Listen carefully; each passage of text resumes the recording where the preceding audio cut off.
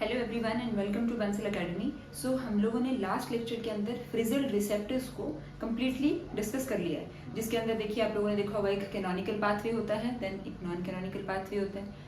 Right, canonical pathway के अंदर beta catenin की एक्टिवेशन होती है, जबकि आपके नॉन कैनोनिकल पाथवे के अंदर दो फर्दर पाथवेज के अंदर वो डिवाइडेड है। One is your planar cell polarity pathway and second one is your IP3 DAG pathway. Right, तो वो चीजें हमने अपने लास्ट लेक्चर में कवर कर ली हैं। नाउ इस लेक्चर के अंदर हम करेंगे अपना hedgehog signal transduction pathway. Hedgehog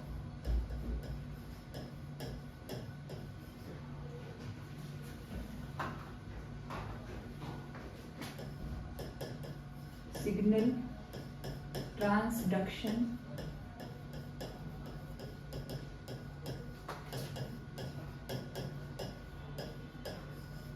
pathway.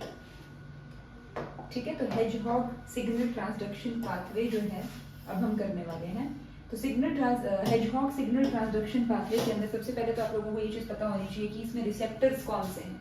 Mainly जो इसमें रिसेप्टर्स होते हैं वो होते हैं आपके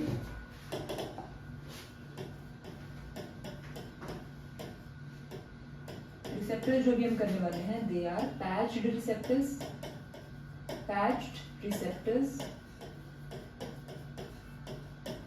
ठीक है, रिसेप्टर्स आपके पैच्ड हैं और सिग्नल क्या है, हेजहॉग। सिग्नल का नाम है हेजहॉग। ठीक है, हेजहॉग ये क्या है, एक मॉर्फोजन है and it was discovered in Drosophila.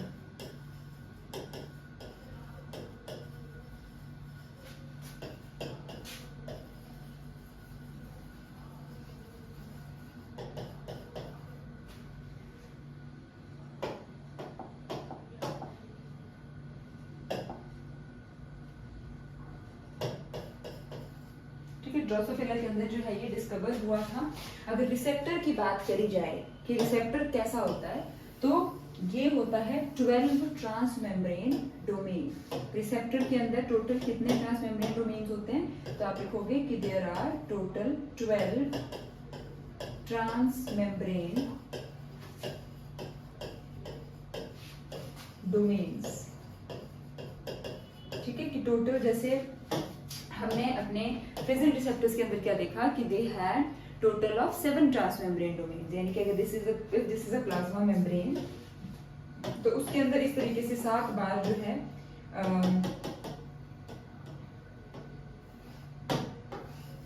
इस तरीके से 7 बार जो है मेम्ब्रेन को स्पैन किया जा रहा था by the receptor. This was the case of the frizzle receptors. ठीक है, बट मैंने आपको अभी क्या बताया, हम बात कर रहे हैं पैच्ड रिसेप्टर्स की। तो पैच्ड रिसेप्टर्स जो होते हैं वो 12 ट्रांसमेम्ब्रेन डोमेन्स होते हैं, यानी कि अगर आप ऐसे करके देखोगे तो ये 1 2 3 4 5 6 7 8 9 10 11 एंड 12। तो ये आपके कैसे होते हैं, 12 ट्रांसमेम्ब्रेन डोमेन्स होते हैं।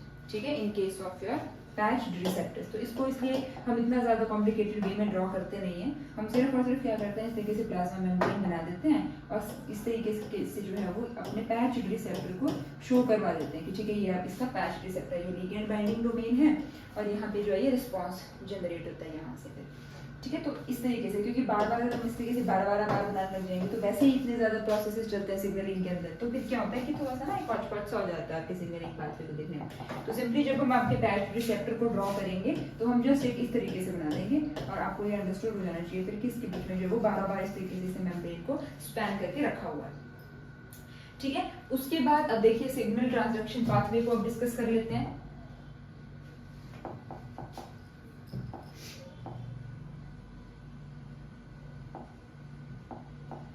ठीक है, सिग्नल ट्रांसडक्शन पाथवे को अब डिस्कस कर लेते हैं। तो सबसे पहले आप एक तरफ हेडिंग डाल लीजिए कि अगर जब सिग्नल एब्सेंट होगा उस कंडीशन में क्या होगा, when the signal is absent.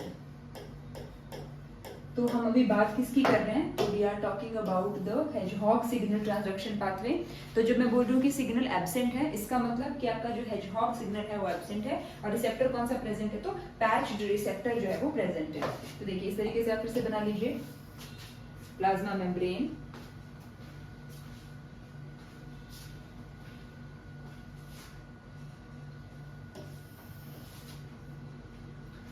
इस तरीके से आपने प्लाज्मा मेम्ब्रेन बना ली होगी। Again it is a lipid bilayer, इस तरीके से होती है, तरीके से होती है। यहाँ पर हमको देखने मिलेगा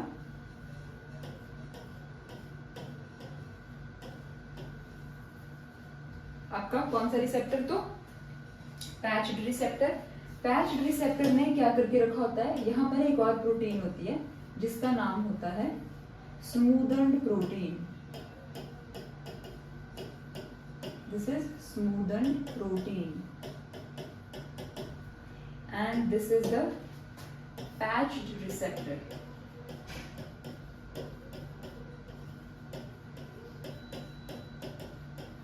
ठीक है, तो अगर ये पैच रिसेप्टर है, ये स्मूदन प्रोटीन है, तो पैच रिसेप्टर ने क्या किया होता है, जब सिग्नल एब्सेंट है उस टाइम पे, जैसे यहाँ पे अभी सिग्नल एब्सेंट है ना, आप लोगों को यहाँ तो मैंने बता दिया, तो उस टाइम पे जो पैच रिसेप्टर होता है उसने स्मूदन प्रोटीन को इनहिबिट करके रखा होता है। ठीक है, वो स्मूदन प्रोटीन को काम नहीं करने देता उस टाइम पे जब सिग्नल एब्सेंट होता है तब। ठीक है, तो अगर हम साइटोप्लाज्म की बात करें तो हमारे साइटोप्लाज्म के अंदर एक क्यूबिटस इंटरप्टस नाम की प्रोटीन प्रेजेंट होती है। ठीक है, इसको हम लिख देते हैं CI, फुल फॉर्म है cubitus interrupts.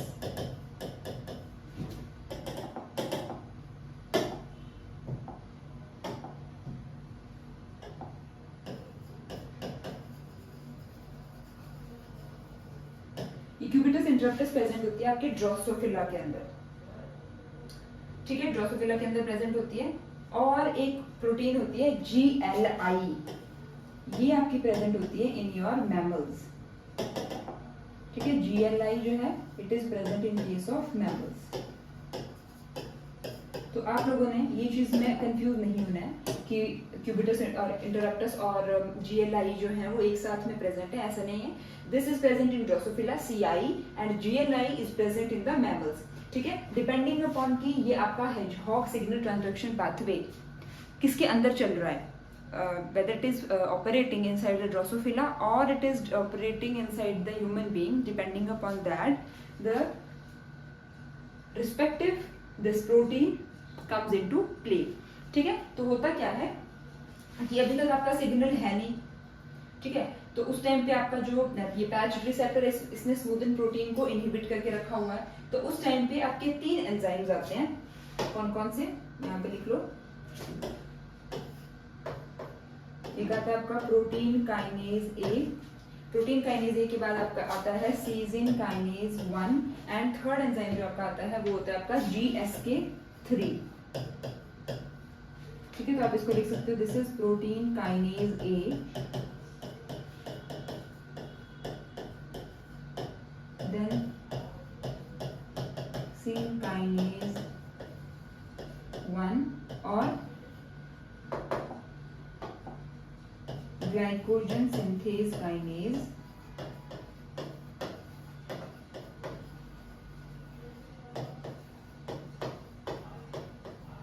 Glycogen synthase kinase ये क्या करते हैं, क्यूबिटस इंटरप्टस को, अगर ड्रोसोफिला के अंदर बात हो रही है तो क्यूबिटस इंटरप्टस को, और अगर मैमल्स की बात हो रही है तो GLI को, ये एंजाइम्स मिलकर के करवा देते हैं फॉस्फोराइलेट। ठीक है, तो ये क्या करवा देते हैं, फॉस्फोराइलेशन करवा देते हैं इस तरीके से। अब जब इसकी फॉस्फोराइलेशन हो चुकी है तो फॉस्फोराइलेशन होने के बाद होगा क्या कि ये GLI या फिर आपकी CI इसकी होना शुरू हो जाएगी यूबिक्यूटिनेशन। ठीक है, इसकी होने क्या लग जाती है, यूबिक्यूटिनेशन।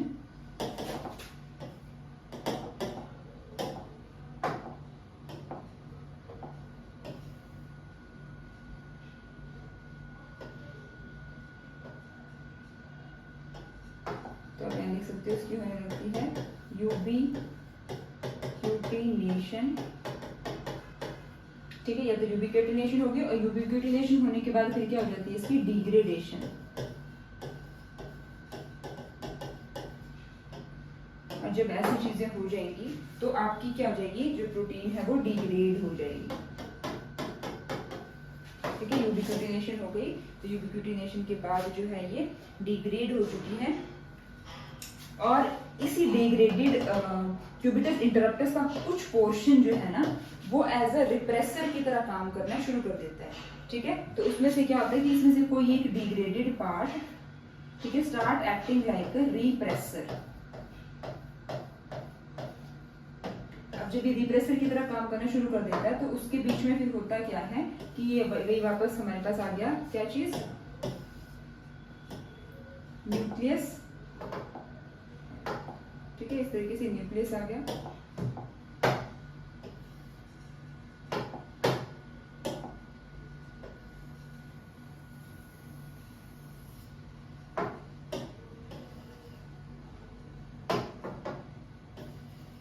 तो ये क्या है, न्यूक्लियर पोर,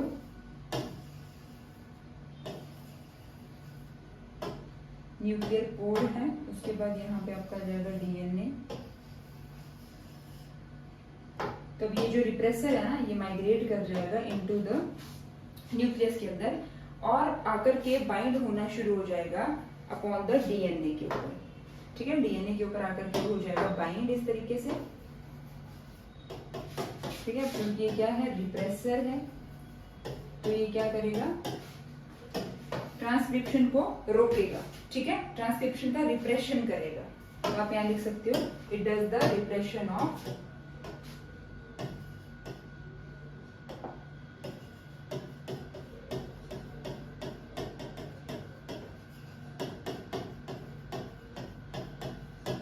ठीक है, ट्रांसक्रिप्शन का रिप्रेशन करेगा, या फिर आप बोल सकते हो कि रिप्रेशन करेगा ऑफ द टारगेट जीन्स, या फिर रिप्रेशन ऑफ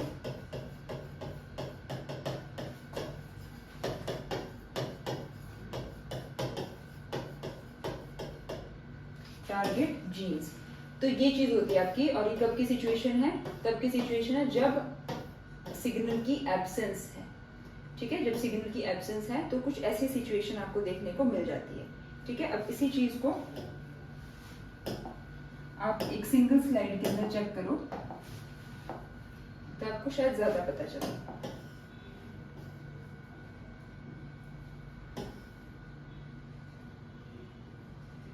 ठीक है, इस तरीके से। अब ये देखो यहाँ पे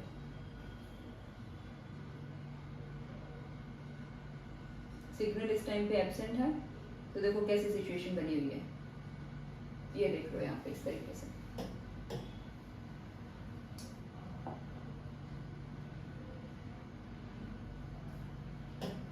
ठीक है, क्लियर हो गया इतना? बताओ, तो ये हेजहॉग सिग्नल ट्रांसडक्शन पाथवे है, और कब की बात हो रही है ये, जिस टाइम पे आपका जो सिग्नल है वो एब्सेंट है तब की बात हो रही है, राइट। सिग्नल के एब्सेंस में जो प्रोसेस चल रही है उस टाइम की बातचीत यहाँ पे हो रही है, ठीक है। अब अगर ये चीज क्लियर होगी आप लोगों को, तो फिर अब हम बात करेंगे कि जिस टाइम पे सिग्नल प्रेजेंट होगा फिर तब क्या होता है। ये तो बात होगी कि जब सिग्नल एब्सेंट है उस टाइम की बातचीत, जब सिग्नल आ जाएगा यानी कि जब हेजहॉग सिग्नल प्रेजेंट होगा उस टाइम पे क्या देखने को मिलेगा आपको। तो देखो नेक्स्ट हम देखेंगे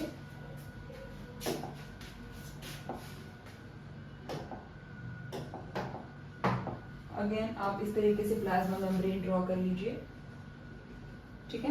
उसके ऊपर रिसेप्टर बना लीजिए, दिस इज द रिसेप्टर। कौन सा, तो this is the patch receptor.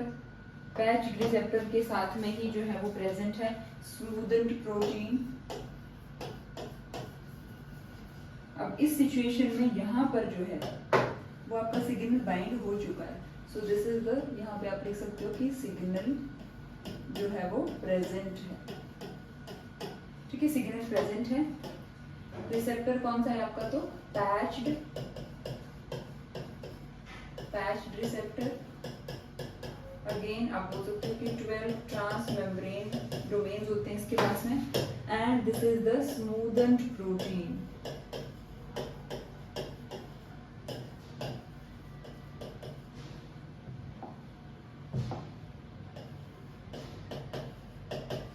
ठीक है, this is the smoothened protein. अब देखो, जब सिग्नल यहाँ पे प्रेजेंट होगा तो सिग्नल सबसे पहले तो प्रेजेंट कौन सा वाला होगा, तो यहाँ पे सिग्नल जो प्रेजेंट मैंने लिखा हुआ है इसको आप लिख भी सकते हो कि दिस इज द हेजहॉग।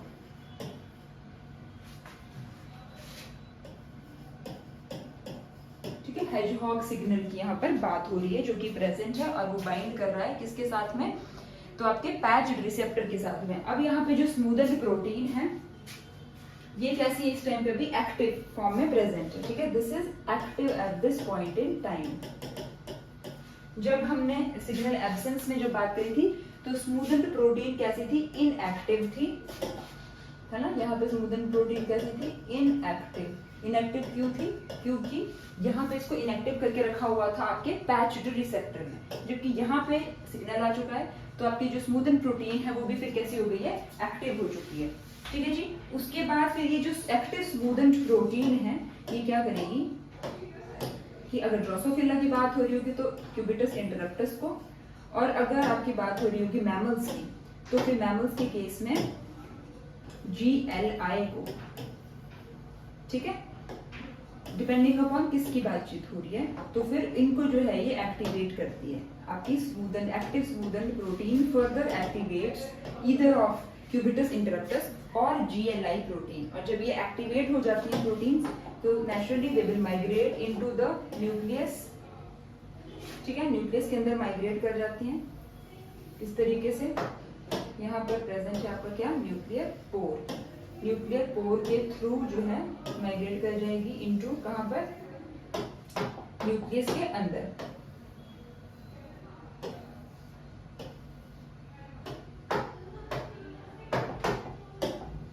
ठीक है। न्यूक्लियस के अंदर देखने को मिलेगा डीएनए, और डीएनए पे जाकर के ये जो क्यूबिटस इंटरप्टस है या फिर GLI है ये जाकर के बाइंड हो जाएगी ऐसे।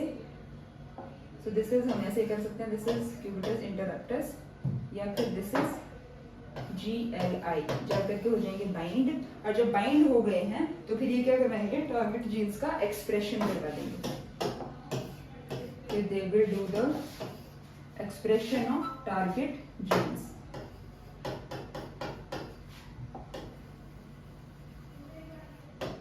एक्सप्रेशन ऑफ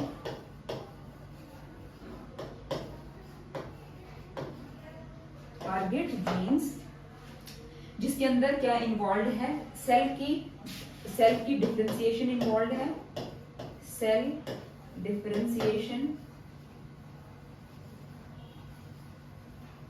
ठीक है, सेल डिफरेंशिएशन। और दूसरी चीज क्या हो रही है, posterior part formation of segment in Drosophila. तो आप लिख लोगे posterior part formation in the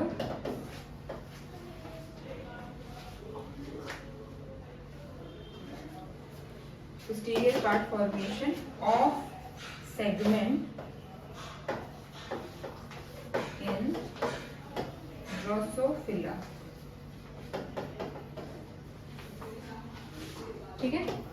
तो ये हो गया आपका जब सिग्नल प्रेजेंट है तब की बात हो रही है, और सिग्नल प्रेजेंट है तो बात इसकी हो रही है आपकी hedgehog signal transduction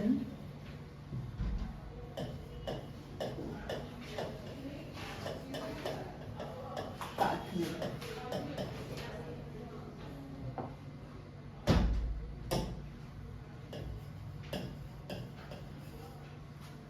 hedgehog signal transduction pathway, ठीक है। अब बताओ इतना क्लियर हुआ आप लोगों को कि हेजहॉग सिग्नल ट्रांसडक्शन पाथवे जो है ये किस तरीके से चलता है।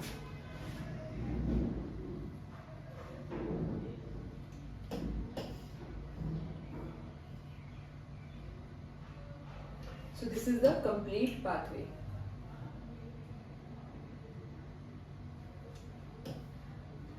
ये देख सकते हो आप लोग कंप्लीट पाथवे को। अब बताइए कि आप लोगों को ये दोनों पाथवेज क्लियर हैं। जब आपका सिग्नल की एब्सेंस है उस टाइम पे कैसे चलता है, और जब सिग्नल प्रेजेंट है उस टाइम पे ये किस तरीके से चलता है, दोनों चीजें।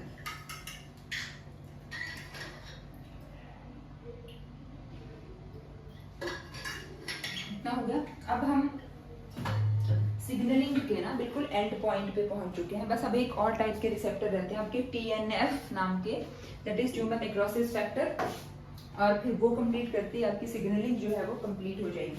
तो आप हेडिंग डाल लीजिए TNF receptors, that is TNF receptors.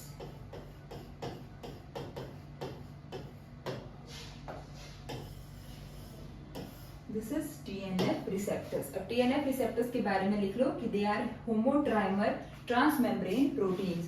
This is about the structure, कि इनका स्ट्रक्चर कैसा होता है, स्ट्रक्चर कैसा होता है TNF रिसेप्टर्स का। तो आप लिख लो दीज आर होमोट्राइमर, दीज आर होमोट्राइमर मतलब कि सेम होते हैं, 3 रिसेप्टर्स हैं, तीनों बाइंड फॉर्म में रहते हैं, इसलिए होमोट्राइमर। और लिख लीजिए transmembrane proteins,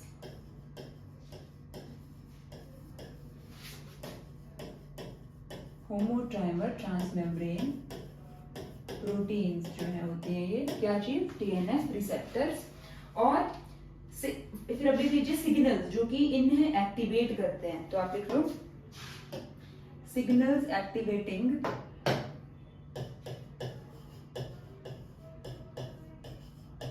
signals which activating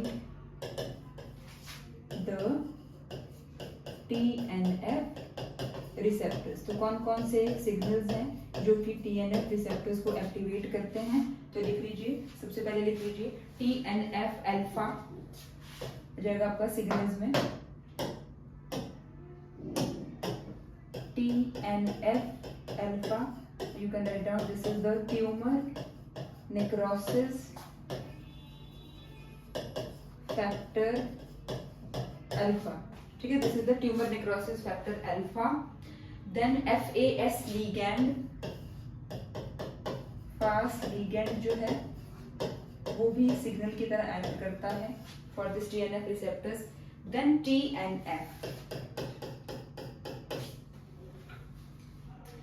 ठीक है। अब ये जो सिग्नल ट्रांसडक्शन पाथवे है इसकी एक्टिवेशन कैसे होती है,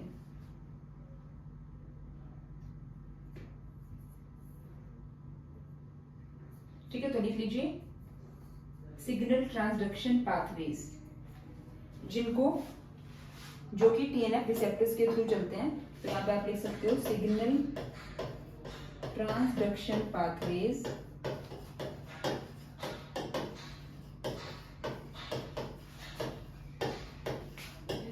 ठीक है, जो कि चलते हैं किसकी हेल्प से, जो कि आपके सिग्नल ट्रांसडक्शन पाथवेज उनके नाम लिखोगे जो कि मतलब कि परफॉर्म होते हैं due to your TNF receptor. तो एक आ जाएगा NF-K बीटा पाथवे, एक पाथवे का नाम आ जाएगा NF-K बीटा पाथवे।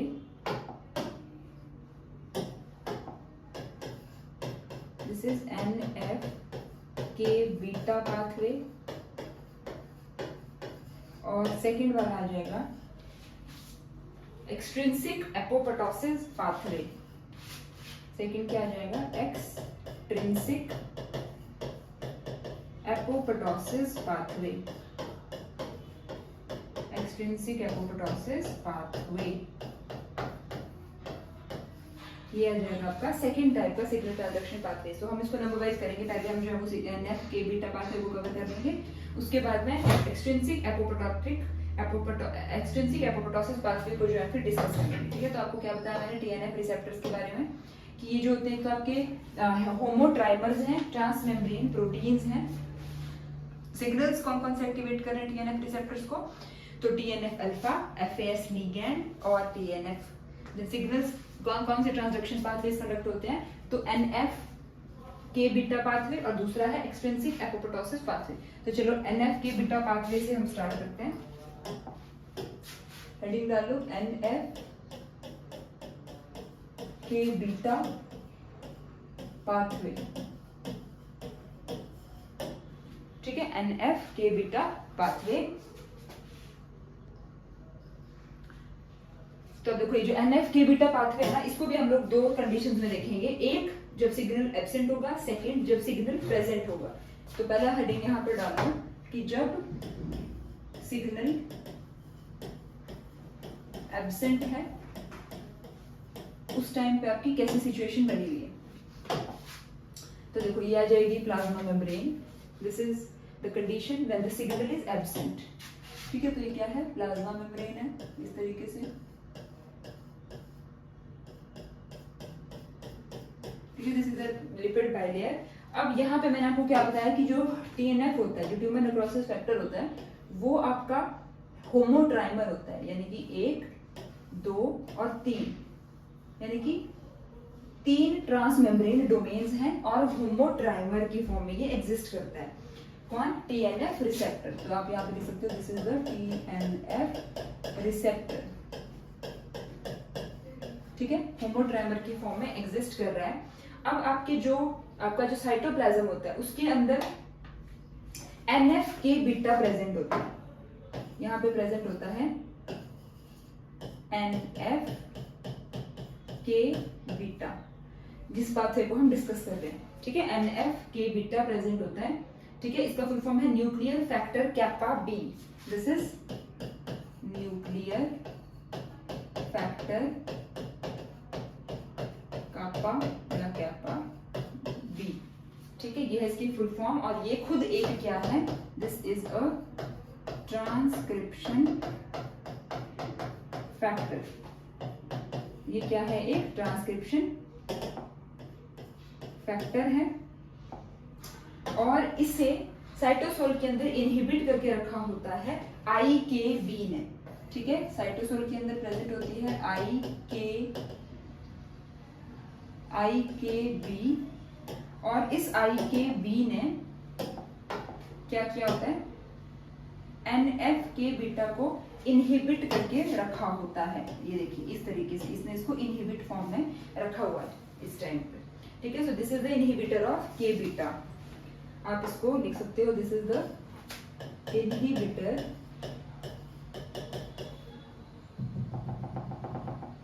दिस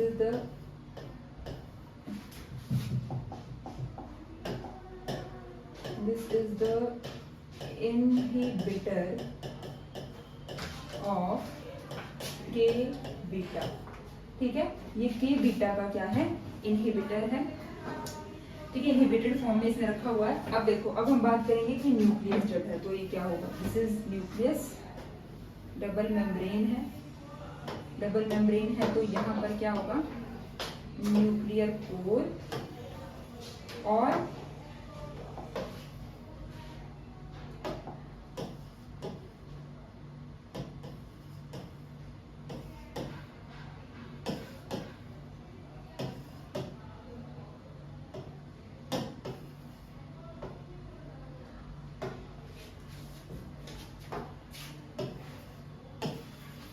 ठीक है, अब क्या होगा, अगर न्यूक्लियर कोर यहाँ पे आ गया, यहाँ पे आ गया आपका DNA इस तरीके से। ठीक है, दिस इज द DNA।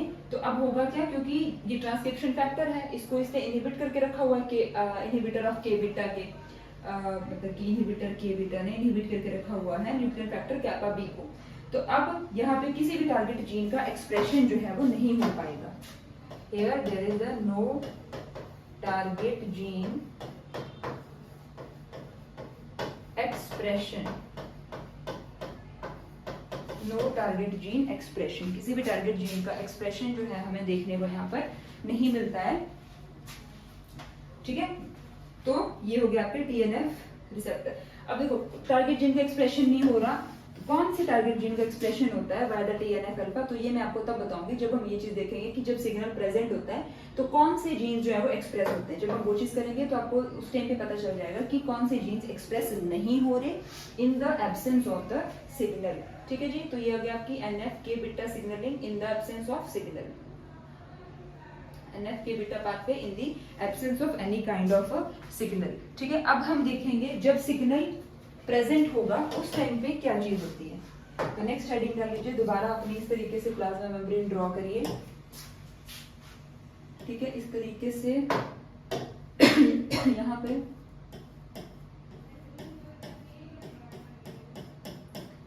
तो सिचुएशन कैसी है कि आपका, आप लोगों को पता है ये होमोट्राइमेरिक फॉर्म में एग्जिस्ट कर रहा है, क्योंकि आपका जो रिसेप्टर है वो, ठीक है, it is in its homotrimeric condition.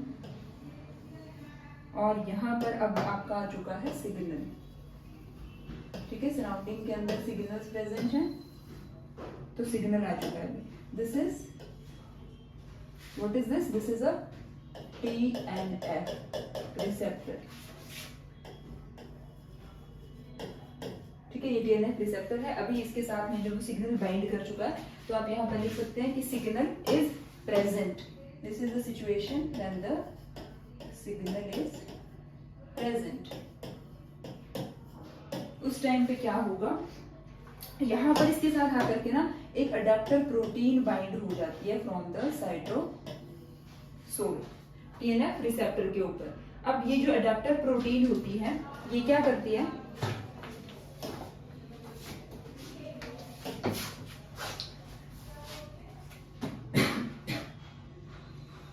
Adapter protein क्या करती है, जो इनहिबिटर था ना कैपा बी का, उसको डाइमराइज करवा देती है इस तरीके से। उसका डाइमराइजेशन करवा देती है, और जब इसका डाइमराइजेशन हो जाता है तो फिर जो इनहिबिटर है कैपा बी काइनेज, ये फॉस्फोराइलेशन कर देता है इसका NF के बीटा का।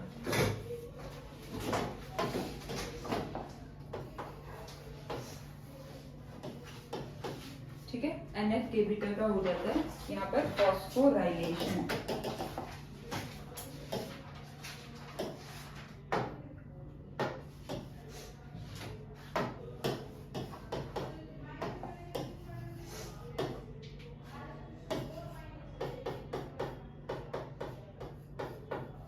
ठीक है, NF के बीटा का फॉस्फोराइलेशन हो चुका है, और फिर जब एक बार इसका फॉस्फोराइलेशन हो जाता है, this is the inhibitor of kappa B kinase. इसका फुल फॉर्म है inhibitor of kappa B kinase. तो देखो यहाँ पे इसका हो चुका है जो फॉस्फोराइलेशन, तो फिर यूबिक्यूटिनेशन होती है। यूबिक्यूटिनेशन होने के बाद इसकी हो जाती है डिग्रेडेशन।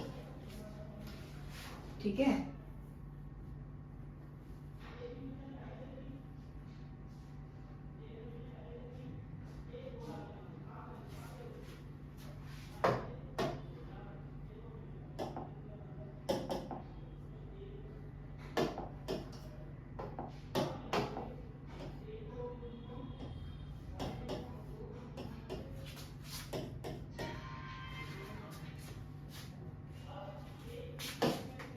एक सेकंड रुको, इसमें थोड़ी सी हो चुकी है गड़बड़ी। Inhibitor of kappa B kinase जो है ना, तो जो भी अडेप्टर प्रोटीन आई है, तो इसने एक्टिवेट करा है किसे, inhibitor of kappa B IKK-B, यानी कि इनहिबिटर को किसके, inhibitor of kappa B kinase. ठीक है, तो इसने क्या करा, अब ये जो IKB था इसको करा दिया फॉस्फोराइलेट, और जब ये फॉस्फोराइलेट हो गया तो फिर इसकी हो गई क्या चीज, इसकी हो गई यूबिक्यूटिनेशन, और जब इसकी यूबिक्यूटिनेशन हो गई तो फाइनली फिर इसकी हो गई डिग्रेडेशन। इसको करेक्ट कर लेना। ठीक है, इसकी डिग्रेडेशन हो गई, और फिर जब इसकी डिग्रेडेशन हो जाती है तो जो NF-kB है वो एक्टिव हो जाता है, क्योंकि उसको इनहिबिट करने वाला खुद ही डिग्रेड हो चुका है। तो NF-k बीटा जो है फिर वो एक्टिवेट हो जाता है और न्यूक्लियस के अंदर जाकर के न्यूक्लियस के अंदर माइग्रेट कर जाता है। ठीक है, न्यूक्लियस के अंदर माइग्रेट कर रहा है ये।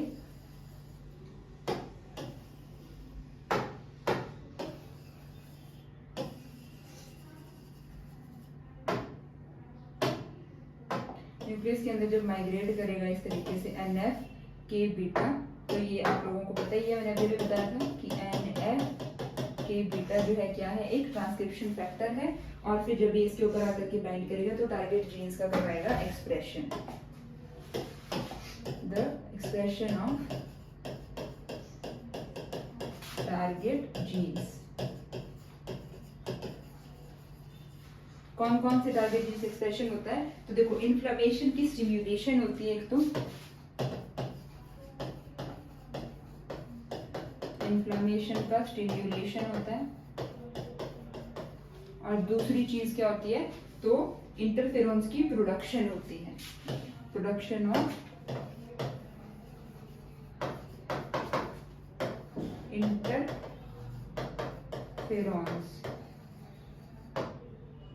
तो ये हो गया आपका सिग्नल की प्रेजेंस में क्या चीज हो रही है। देखो हुआ क्या कि जब सिग्नल प्रेजेंट था तो ये आपकी अडेप्टर प्रोटीन आकर के बाइंड हो गई इसके साथ में। अडेप्टर प्रोटीन ने क्या किया, कैपा बी के इनहिबिटर को एक्टिवेट करा, जिसकी वजह से कैपा बी जो है, इनहिबिटर ऑफ कैपा बी, वो फॉस्फोराइलेट होकर के डिग्रेड हो गया, जिसकी वजह से एनएफ-के बीटा जो है वो एक्टिव रहा और माइग्रेट कर गया न्यूक्लियस के अंदर, जिसकी वजह से फिर वो अपना जो भी उसका फंक्शन है वो परफॉर्म कर पाया। तो यानी कि जो आपकी ये प्रोसेस है सिग्नल आने के बाद वाली, इसने किया क्या है ना, ये जो इनहिबिटर ऑफ कैपा बी है, ठीक है, इनहिबिटर ऑफ कैपा बी जो है, जिसने इसको यहाँ पे इनहिबिट करके रखा हुआ है, जब सिग्नल आया, यानी कि जब ये वाला स्टेप चला, तो इसमें क्या हुआ कि जब सिग्नल यहाँ पे आकर के बाइंड हुआ, तो उस सिग्नल के थ्रू जो अडेप्टर प्रोटीन्स आई, और अडेप्टर प्रोटीन्स की हेल्प से इसका इनहिबिटर एक्टिव हो गया, जो इनहिबिटर ऑफ जो कि इसे इनएक्टिव कर रहा था, तो ये खुद ही इसी को इनहिबिट कर दिया, inhibitor of kappa B kinase.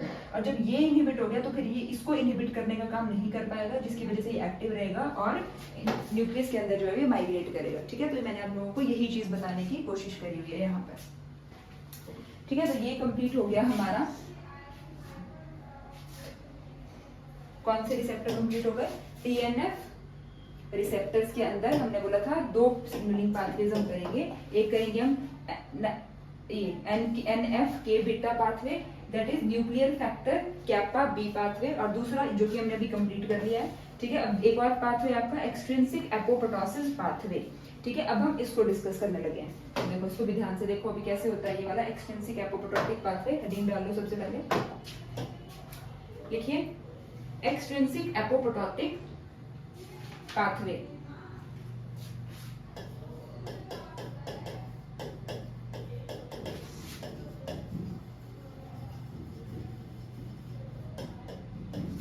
इसके हम ज्यादा डिटेल में नहीं जाएंगे, आप लोगों ने इसमें देखो क्या ध्यान रखना है, एक्सट्रिंसिक एपोप्टोटिक पाथवे को हम यहाँ पे क्यों डिस्कस करते हैं, क्योंकि देखो एक तो इसका जो सिग्नल होता है ना, एक्सट्रिंसिक एपोप्टोटिक पाथवे का, पाथवे के अंदर जो सिग्नल होता है वो होता है आपका FAS लिगैंड, ठीक है, FAS लिगैंड होता है, ठीक है।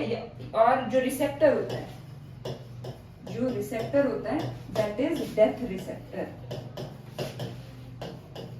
अब आप बोलोगे कि अगर डेथ रिसेप्टर है तो इसको हम लोग TNF रिसेप्टर्स के अंदर क्यों डिस्कस कर रहे हैं, तो इसको इसके अंदर इसलिए डिस्कस करते हैं क्योंकि जो डेथ रिसेप्टर्स होते हैं they are the members of TNF, ठीक है, they are TNF family receptors.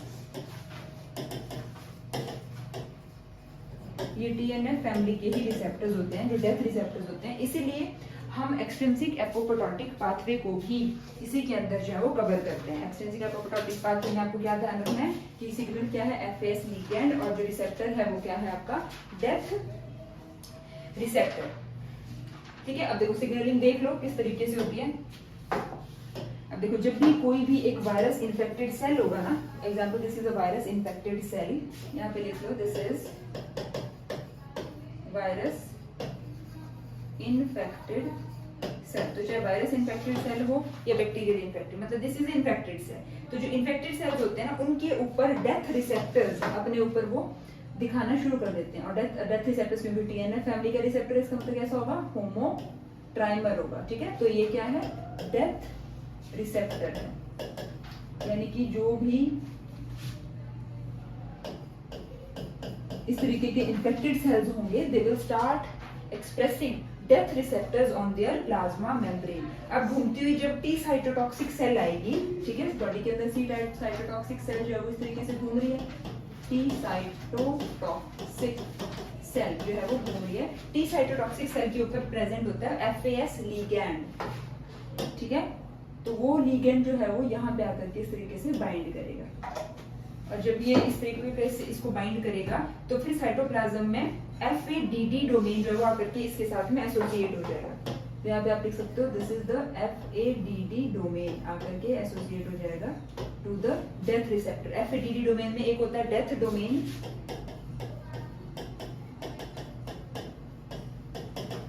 ठीक है, और एक होता है आपका डेथ इफेक्टर डोमेन। एक है डेथ डोमेन और एक होता है डेथ इफेक्टर डोमेन। और इसको हम कंबाइनली क्या बोल देते हैं, this is the FADD that is FAS associated death domain. This is the FAS associated death domain.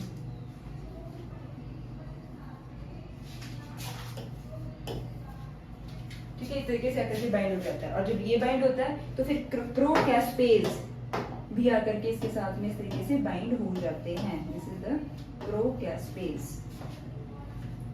यहाँ पर भी आकर के प्रोकैस्पेज बाइंड हो गए हैं, प्रोकैस्पेज 8 और 10 ये आकर के इसके साथ में बाइंड हो गए। और ये जो पूरा का पूरा कॉम्प्लेक्स बना है इसे बोला जाता है डिस्क। ये जो यहाँ से लेकर के जो यहाँ तक बना है complex, this is named as DISC। कहाँ से लेकर के आपका जो डेथ रिसेप्टर है, या बोल सकते हो जो फास्ट लिगेंड है, वो देखो this is the FAS ligand, ये भी इंक्लूडेड है आपके डिस्क के अंदर। तो this is also included disc के अंदर। तो FAS ligand, death receptor, death domain, death effector domain और प्रोकैस्पेज 8 और 10 ये आपके डिस्क में आते हैं। Death inducing signalling complex, this is the death inducing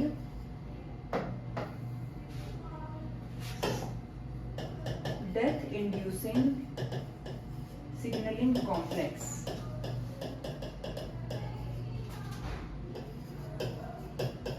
This is the death inducing signaling complex। अब क्या होता है, ये एक्टिवेट कर देता है इनिशिएटर प्रोकैस्पेज को, इससे एक्टिवेट हो जाते हैं इनिशिएटर प्रोकैस्पेज।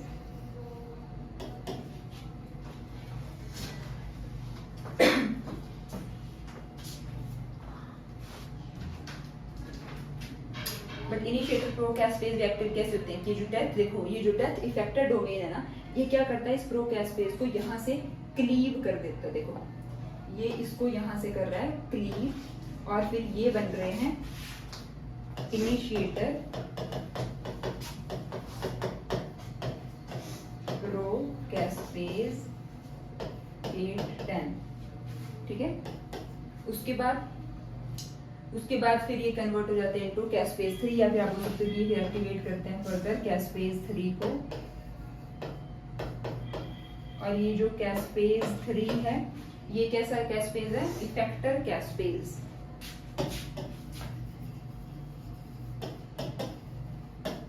और ये जो इफेक्टर कैस्पेज है यही फिर कॉज करवाता है क्या चीज, एपोप्टोसिस।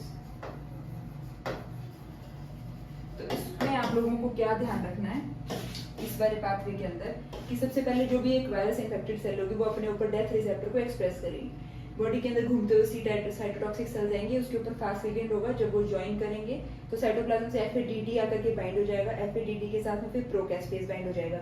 इस पूरे के पूरे कॉम्प्लेक्स को हम बुलाते हैं डिस्क। किसको, FAS ligand, death receptor, FADD और प्रोकैस्पेज 8, 10 को। अब डेथ इफेक्टर डोमेन क्या करेगा, इसको क्लीव करेगा, प्रोकैस्पेज को यहाँ से हटा देगा और एक्टिव प्रोकैस्पेज के अंदर कन्वर्ट कर देगा, या बोल सकते हो इनिशिएटर प्रोकैस्पेज के अंदर कन्वर्ट कर देगा। फिर कैस्पेज 8 और 10 एक्टिवेट करेगा इफेक्टर कैस्पेज को, जो कि आपका है कैस्पेज 3। और फिर फाइनली जो है वो एपोप्टोसिस की प्रोसेस जो है हमको देखने को मिलती है। So this is all about your extrinsic apoptosis pathway. ये हमने क्या डिस्कस करा, extrinsic apoptosis pathway. This was extrinsic apoptosis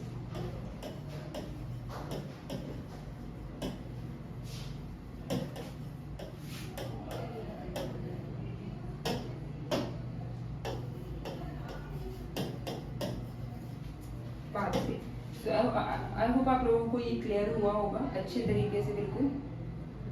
ठीक है, तो इसी के साथ में आपकी सिग्नलिंग जो है वो पूरी की पूरी कंप्लीट होती है। अच्छे से रिवाइज करिए, अच्छे से अपने क्वेश्चन को अटेम्प्ट करिए और एग्जाम में फ्लाइंग कलर्स के साथ में जो है वो पास कर लीजिए। Thank you so much and have a nice day.